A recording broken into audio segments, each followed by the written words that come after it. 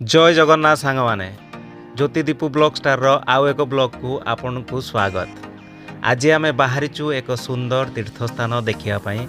आपण मैंने अनेक देवादेवी मंदिर जाइथिबे, तीर्थस्थान देखिथिबे, किंतु आज आम जो जगह को जाऊँ से जगह विषय बहुत कम लोक जानिछंती। आउ जो माँ को मंदिर पाखक जाऊँ से माँ बहुत महिमा अच्छी। आमे शुणीचु जी भी जहाँ मानसिक करे माँ तार पूरण करती।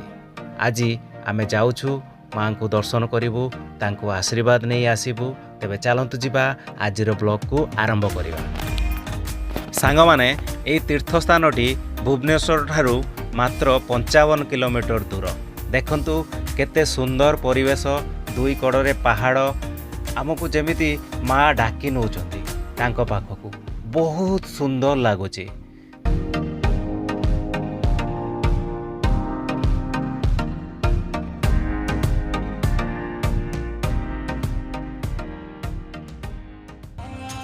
एबे आमे पहुँची गलु माँ उग्रतारा मंदिर पाखरे।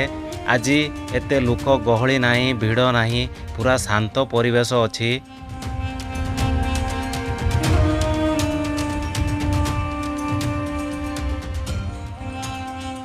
किछि बाट चलिला परे आमे एबे पहुँची गलु माँ को मंदिर पाखरे। देखंतु माँ को मंदिर चारि पाखरे मांकड़ माने केमिति बुलुचंती, ट्याप रु पानी खोली पिउचंती।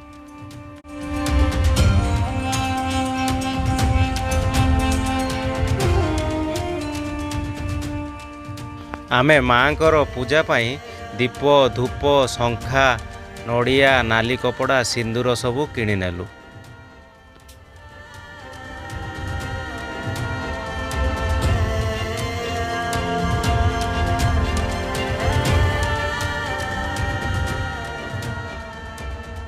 माँ को मंदिर पाखरे थिबा बरगछरे लोक माने मानसिक करी कपड़ा बांधती एवं तांको मानसिक पूर्ण होता है। आम एवं भोग डाला धरी मंदिर भितर को प्रवेश कलु। कह जाए आगरू समुद्र कूल माछ धराड़ी माने रोहुथिले, तांकर विपद आपद बेले माँ को पूजा करुथिले। माँ निजे आविर्भाव होई तांको रक्षा करुथिले। माँकर मुख्य भोग हेउची चूड़ा घर्षण।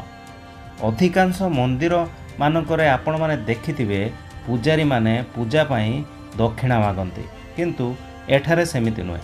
जीए जेतिकी पारिबो दक्षिणा देई पारिबो। पूजारी एते सुंदर पूजा करती, आखिरु लुह झरी पड़े। जेतेबेले माँ को पाखरे भोग लागे देह शीतई उठे, जेमिति माँ स्वयं आविर्भाव हेले। सतरे माँ को दर्शन करी आमको आज बहुत शांति मिलिला।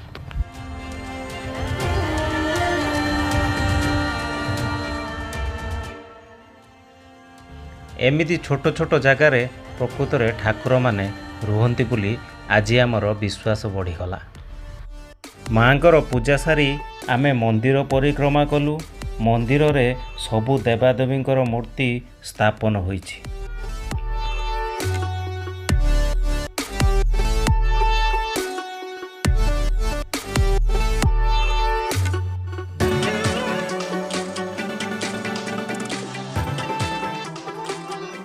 सांग माने सबु काम सरला परे एबे आमे प्रसाद सेवन करिया पाई मंदिर बेढ़ारे बसिलु।